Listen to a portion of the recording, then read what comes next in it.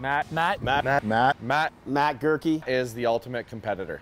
Matt Goerke is an icon. Matt is the sand monster. Matt is the hardest working guy I know. Matt is a bulldog. Matt is determined.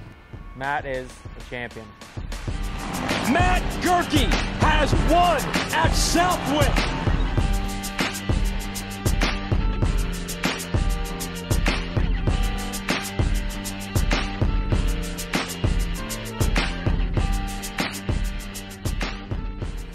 Matt, over your 17-year career, what would you say is, your highlight, your best moment?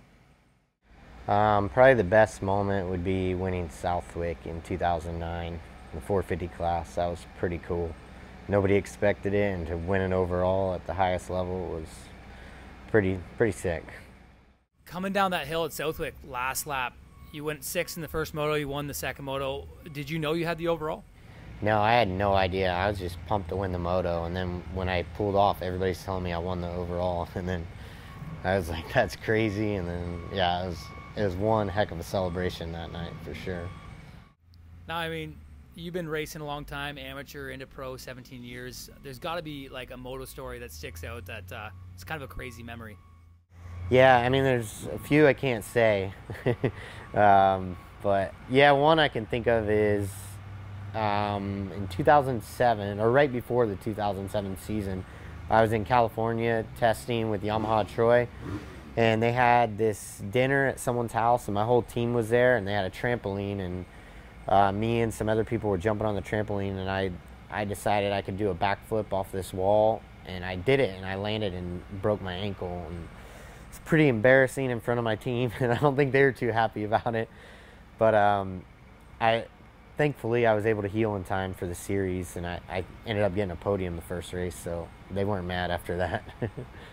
Over these years, there's got to be something that sticks out in your mind as a good piece of advice that's carried you through your career and into these long pro years. Yeah, probably the very first time I rode Supercross was at Suzuki Test Track, and Rick Johnson was there, and the whoops were big, and I didn't know how to do them. I was scared of them. And he taught me how to do whoops, and I crashed like 10 times that day, but I figured them out. And then after that, I've always been good in whoops pretty much. Like, I went home, practiced what he taught me, and that's been one of my strongest points my whole career. So I was pretty good. It took one day with him, somebody like that successful, and it helped me throughout my whole career. So Matt, with the 8 years you spent in Canada, what was your honest opinion of the racing up here? I loved it up here. It's worked out great for me in Canada. I've had a great career up here. That's why I've just stayed here since 2015.